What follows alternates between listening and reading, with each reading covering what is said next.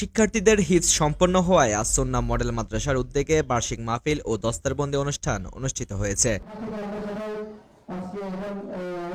শনিবার সকালে এলজিডিই ভবনে বার্ষিক মাহফিল ও দস্তারবন্দি অনুষ্ঠানে সভাপতিত্ব করেন আস-সুন্নাহ মডেল মাদ্রাসার পরিচালক হাফেজ মাওলানা মুফতি মাসুদুর রহমান। ৩০ জনের কাছাকাছি আমাদের ছাত্র হেফজ শেষ করতে যাচ্ছে এবং আগামীতেও আমরা আমাদের যে সিলেবাস আছে হেফজের সাথে সাথে বাংলা ইংলিশ সমন্বয় করে ক্লাস 5 পর্যন্ত হেফজ বিভাগে আমরা সম্পূর্ণ করার চেষ্টা করছি। আলহামদুলিল্লাহ অতীতে 5-এর পরীক্ষাও দিয়েছে, ভালো রেজাল্ট করেছে। যারা হেফজ পড়ে তাদের জন্য জেনারেল শিক্ষা সমন্বিত করেছে। এতে প্রধান অতিথি ছিলেন বেফাকুল মাদ্রিসিল আরবিয়ার মহাপরিচালক আল্লামা ওবায়দুর রহমান খান নদভী।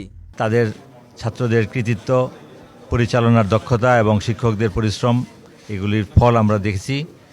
গার্জিয়ানরা অত্যন্ত আনন্দিত। এই মাদ্রাসার ভবিষ্যৎ উজ্জ্বল হোক এবং এর উত্তরোত্তর সমৃদ্ধি উন্নতি আমি কামনা করি।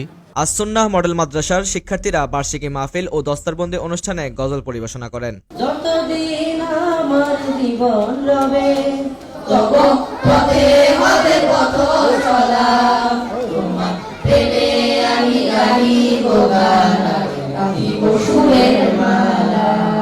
অনুষ্ঠানের প্রধান আলোচক ছিলেন আস-সুন্নাহ মডেল মাদ্রাসার প্রধান উপদেষ্টা হাফেজ মাওলানা আনোয়ারুল হক আজহারি। বিশেষ অতিথি ছিলেন জামিয়া আল ইসলামিয়া বাইতুল করিমের পরিচালক মাওলানা ফরিদ আহমদ আনসারি, মুফতি আবুল কালাম আজাদ, মাওলানা জাকারিয়া হাসান বাদী, মাওলানা খন্দকার হামিদুল্লাহ। এছাড়া বার্ষিকী মাহফিল ও দস্তারবন্দি অনুষ্ঠানে বিশেষ অতিথি ছিলেন চট্টগ্রাম জামে মসজিদের খতিব মাওলানা আবু আইমান, মাওলানা আসহাব উদ্দিন আল আজাদ, হাফেজ মাওলানা মুফতি আব্দুল্লাহ আল নোমান, সিআইপি জিয়াউল হক সহ গণ্যমান্য ব্যক্তিবর্গ উপস্থিত ছিলেন। অনুষ্ঠানের শেষে আগত অতিথিবৃন্দ হিফজ সম্পন্নকারী শিক্ষার্থীদের মাঝে দস্তারবন্দি পরিয়ে দেন এবং ক্রেস্ট প্রদান করেন।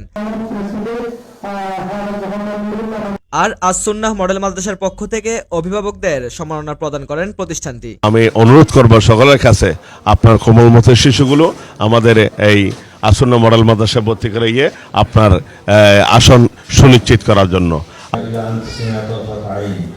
Desk report, CSD news 24।